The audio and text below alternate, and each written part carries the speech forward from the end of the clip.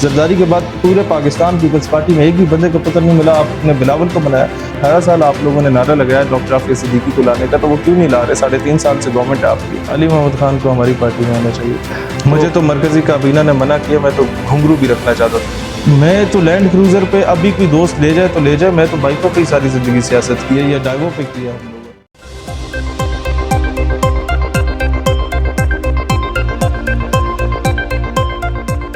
السلام علیکم. Studio speaker pod cost میں خوش آمدید. دیکھیے جی, پاکستان میں سیاست کی جب بات ہوتی ہے, جب ینگ ٹیلنٹ کی بات ہوتی ہے, تو ہمارے ذہن میں ایک پارٹی کا نام ضرور آتا ہے, اور اس پارٹی کا نام ہے پاکستان نظریاتی پارٹی. آج ہمارے ساتھ پوڈ کاسٹ میں موجود ہیں پاکستان نظریاتی پارٹی کے چیئرمین جناب مسٹر شہید سیلوی صاحب. Thank you for your time. جزاک اللہ, جزاک اللہ. کیسے ہیں طبیعت؟ اللہ کا کرم, الحمدللہ. اچھا شہید صاحب, سب سے پہلے سیاست کی طرف بھی آئیں گے, آپ تھوڑا سا اپنا انٹروڈکشن دے دیں, اپنے بیک گراؤنڈ کے بارے میں بتا دیں, اور یہ بتا دیں کہ آپ پالیٹکس میں کس طریقے سے.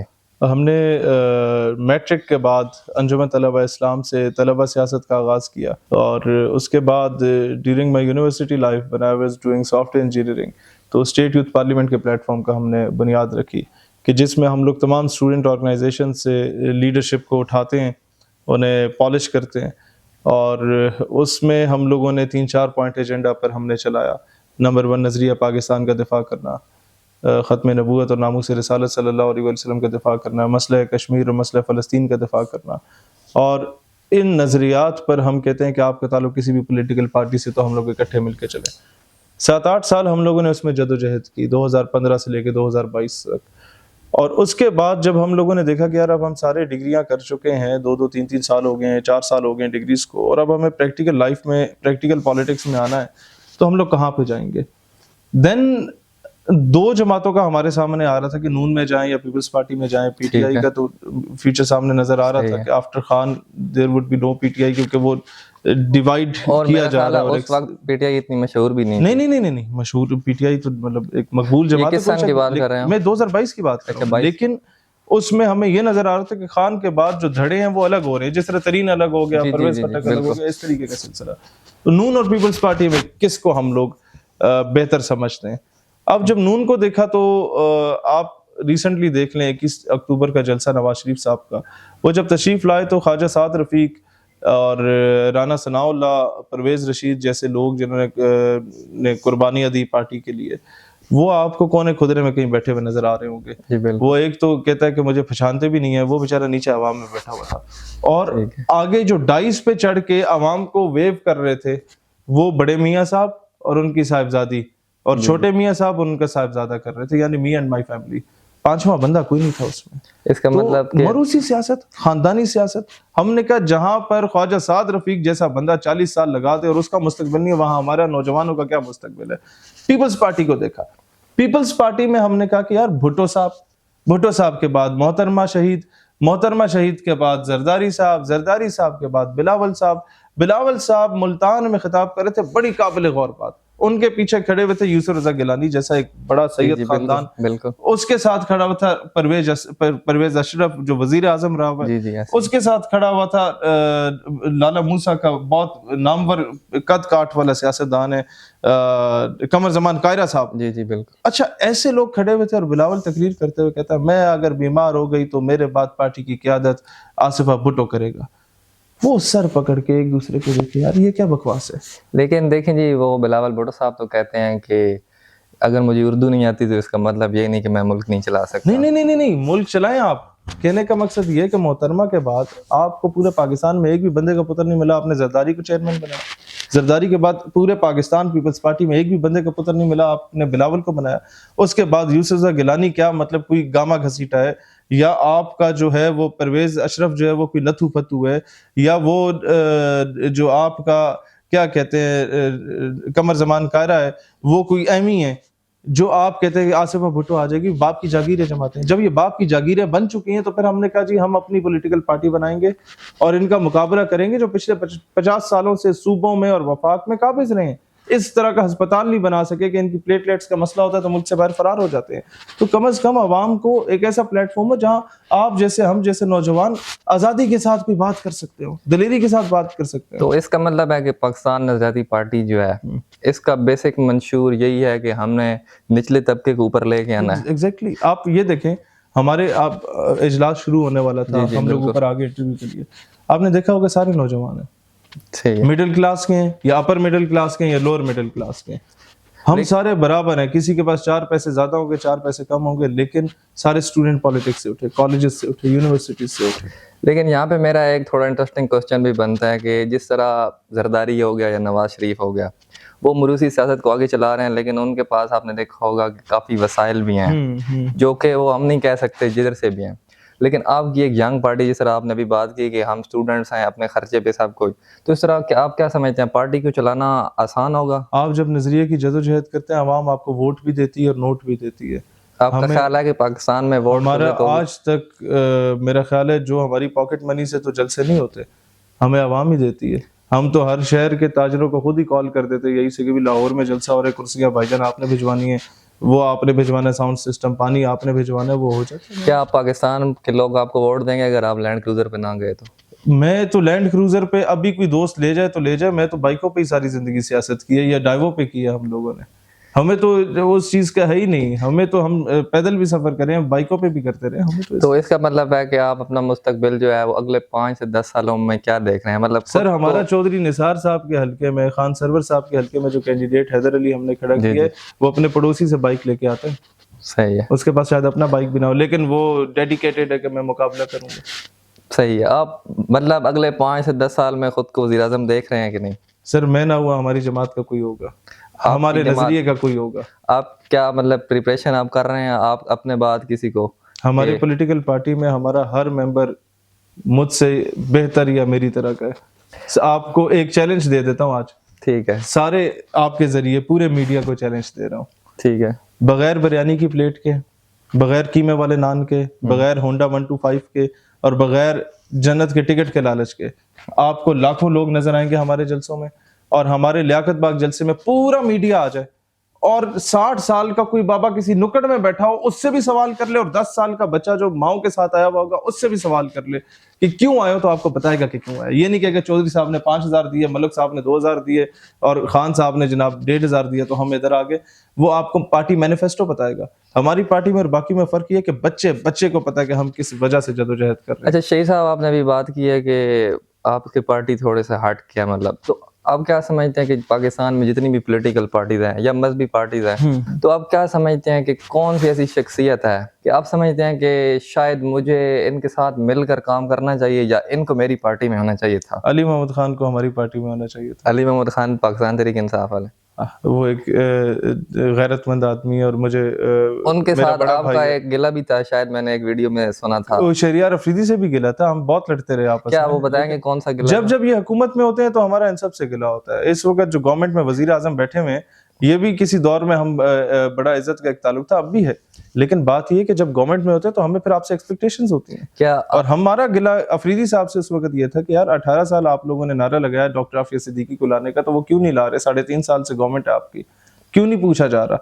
تو اب وہ اپوزیشن میں اب ہم گلا نہیں کریں گے, اب ہم میاں صاحب سے گلا کریں گے. لیکن یہ ہے کہ جو گورنمنٹ میں اس سے پھر گلا بنتا ہے, ادھر پھر ہم لوگ چاپلوسی نہیں کرتے. جب وہ اپوزیشن میں ہوتے ہیں ہم ساتھ کھڑے ہوتے ہیں, but when you are in the government تو پھر آپ نے پھر عوام کے پاس پورا اختیار اور حق ہے کہ وہ جو خلیفہ وقت بنا ہوا ہے اسے سوال پوچھے.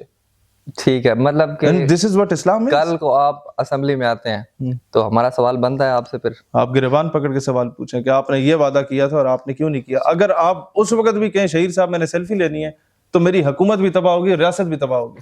بیسیکلی آپ کا اسمبلی میں آنے کے بعد منشور کیا ہوگا؟ ہمارا مینیفیسٹو بیسک ایجوکیشن رائٹس عوام کو دینا, یکساں تعلیمی نظام. یکساں تعلیمی نظام. اچھا تھوڑا سا اس کو ایلیبریٹ کر دیں, یکساں تعلیمی نظام ہمارا میں آپ کو بتاتا ہوں. دیکھیں جی, اس پہ ہر پولیٹیکل پارٹی نے کہا ہم یکساں تعلیمی نظام لائیں گے. ہم نے کہا جی آپ کیسے لائیں گے وہ کسی کو نہیں پتا. ہم نے کہا ہم کیسے لائیں گے, ہمارا ایک MNA چلا گیا اسمبلی میں, وہ قرارداد لائے گا کہ تمام 17 اینڈ ابو گریڈ کے گزٹڈ آفیسرز اور MNA سینیٹرز پہ لازم کر دیں کہ ان کا بچہ 10ویں تک کی تعلیم سرکاری اسکول میں کسان مزدور ہاری کے بچے کے ساتھ ادا کرے گا. یکساں تعلیمی نظام آ جائے گا. آپ دوسرا ہمارا سب سے اہم موٹو جو ہے وہ ایک خود مختار پاکستان بنانا، ایک ایسا پاکستان بنانا جو اپنے فیصلے خود کرے، جو امریکہ کی اجازت سے تیل نہ خریدے، جو امریکہ سے ڈر کے کوئی بیان دینے سے بھی گھبرانا شروع کر دے، امریکہ سے ڈر کے بولے جی 2 اسٹیٹ سولوشن کی طرف جائیں گے فلسطین کے معاملے پہ، اس طرح کی باتیں نہ ہو، جو خود مختار ریاست ہو، جو اچھا، اپنے فیصلے خود کرے۔ فلسطین کے معاملے پہ آپ نے خود ہی بات کی، میرا اگلا کوسچن بھی یہی تھا۔ ریسنٹلی میں آپ کی ایک ویڈیو دیکھ رہا تھا جس میں آپ نے چوڑیاں لے کے ٹیبل پہ رکھی ہوئی تھی۔ مجھے تو مرکزی کابینہ نے منع کیا، میں تو گھنگرو بھی رکھنا چاہتا تھا چلے کہ اسے پہن کے ناچیں، آپ امریکہ کے آگے ناچیں تمام امت اچھا، مسلمہ اس کا جو آپ وہ چوڑیوں کا ٹارگٹ تھا وہ بیسیکلی آپ کا کس کو ٹارگٹ تھا؟ سر وہ حکومت ٹارگٹ پاکستان سے تو ہے ہی ہے۔ تمام ان لوگوں کو تھا۔ اچھا مجھے یہ بتائیں کہ سولوشن پاکستان کو اس موقع پہ کیا کرنا چاہیے تھا؟ دیکھیں پاکستان سے امت مسلمہ کی امیدیں ہیں، فلسطینی بچہ غلط امید شاید لگا کے بیٹھا ہوا تھا اگر ہم یہ بولیں تو، وہ اس کی امید تھی جب پاکستان ایٹمی قوت بنا تھا، پاکستان سے زیادہ جشن تو فلسطینیوں نے منایا تھا۔ آج وہ پوچھ رہے ہیں نا کدھر ہو تم لوگ؟ صحیح ہے بھئی ہم ایٹمی قوت بنے تو امت مسلمہ کے لیے بنے ہیں، یا پھر ہٹا دیں لیبل اسلامی جمہوریہ پاکستان کے، صرف جمہوریہ پاکستان رکھتے ہیں۔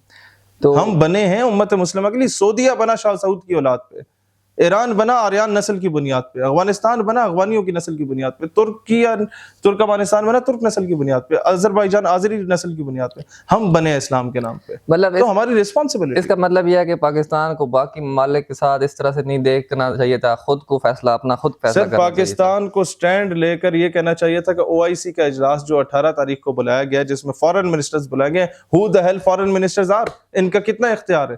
او آئی سی کے اجلاس میں صدر اور وزراء اعظم کو بلاؤ اور آرمی چیف کو بلاؤ تمام امت مسلمہ کے کہ they should decide۔ ہمارے آرمی چیف نے ریسنٹلی بیان دیا ہے۔ سر بیان میں بھی دوں، وہ بھی دیں، سعودیہ والے بھی دیں، ایران والے بھی دیں، بیان سے تو کام نہیں ہوتا نا۔ یہاں پر تمام امت مسلمہ کے آرمی چیف کو یہ ڈیسائیڈ کرنا چاہیے کہ اب القدس پیس کیپنگ فورس بننی چاہیے۔ القدس پیس کیپنگ فورس نیٹو نہیں بنی ان کے دفاع کے لیے، اسلامک ملٹری الائنس نہیں بنا ایک سلطنت کے دفاع کے لیے، تو یہاں القدس پیس کیپنگ فورس کیوں نہیں بن سکتی؟ یورپی یونین اپنا پورا الائنس بنا جاتی ہے، وہ بدماشی دکھا رہی ہوتی ہے، ہم 57 اسلامی ممالک کیا گامے گھسیٹے بن کے بیٹھے ہوئے۔ ہم آج فیصلہ کریں تیل نہیں دیں گے ان الو کے پٹھوں کو، ہم آج فیصلہ کریں گیس نہیں دیں گے ان الو کے پٹھوں کو، کول ریزروز نہیں دیں گے ان الو کے پٹھوں کو، ہم آج فیصلہ کریں کہ یہ جتنے بھی ان کی ٹیمیں کمپنیز کام کر رہی ہیں دفعہ ہو جاؤ، ہم آپس میں ٹریڈ کریں گے، اپنی کرنسی خود لانچ کریں گے۔ ہم کہیں نا آج روس کو چین کو کہ ہم تمہارے اسٹریٹجک الائے ہیں، اب آؤ پریکٹیکلی آؤ، یہ بیانات سے نکلو۔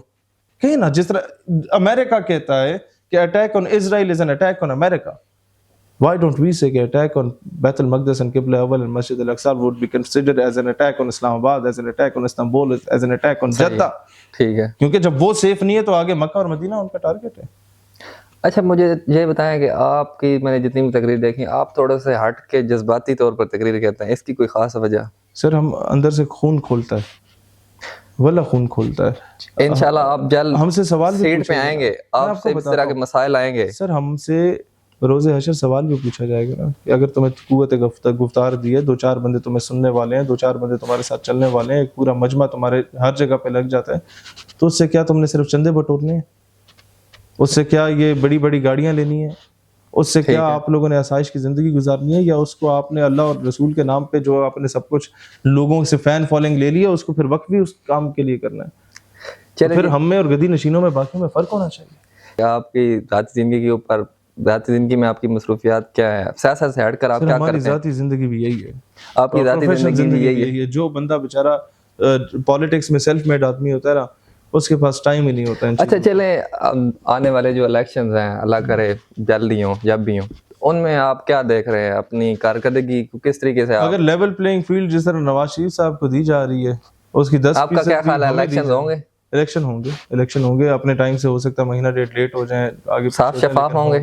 کیا خیال ہے آپ؟ اب یہ بہت بڑا سوال ہے، یہ ایک بہت بڑا سوال ہے۔ دیکھیں آپ جتنا میاں صاحب کو لاڈلا بنا کے گود میں دوبارہ بٹھا دیا گیا نا، دیکھیں ایک شخص باہر سے آتا ہے تو وہ کچھ نہ کچھ سوچ کی ظاہری بات آیا ہوگا۔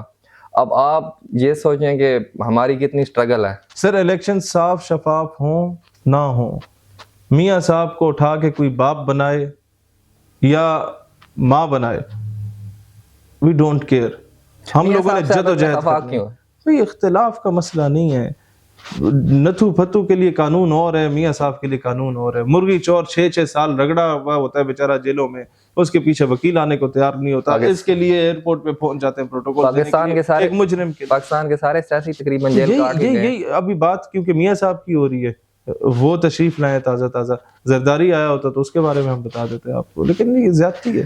2-4 خاندان ہمارے ملک کو لیڈ کر رہے ہیں. چلیں یہ بہت ڈیبیٹ آگے لمبی ہو جائے گی, ہمارے پاس ٹائم کی کمی ہے. میں آپ سے 1-2 آخری سوال کرتا ہوں کہ آپ کیا سمجھتے ہیں کہ پاکستان میں جو مسائل ہیں کرپشن کے, اس کا خاتمہ کیسے ممکن ہے؟ ہم کریں گے, آپ کو سولوشن بتا دیتا ہوں. سولوشن بتا آپ کا بھائی اسمبلی میں گیا, یہ قرارداد لائے گا 17 اور ابو گریڈ کا گزٹڈ آفیسر اور MNA MP سینیٹر, اس کو اجازت ہی نہ دی جائے کہ 2 سال تک اپنی ٹینیور کمپلیٹ کرنے کے بعد وہ ملک چھوڑ سکے. 2 سال تک پابندی ہو, ECL میں نام ڈال دو, پھر چیک کرو اس کے اثاثے بیگم کے, بچوں کے, فرنٹ مین کے, کزنس کے, کہ الو کے پٹھے 2 لاکھ تمہاری سرکاری افسر کی تنخواہ ہوتی ہے. یہ تو اب بھی اسی طرح, یہ 12-12 14-14 ارب کے اثاثے کہاں سے آ گئے؟ یہ تو اب بھی اسی طرح میرا خیال ہے. تنخواہیں اگر ان کی ساری زندگی کی تنخواہیں کیلکولیٹ کی جائے تو وہ نہیں بنتی, اور سب کو پتہ بھی ہے, عوام کو بھی پتہ ہے, لیکن اس کا وہ ملک سے فرار ہو جاتے ہیں.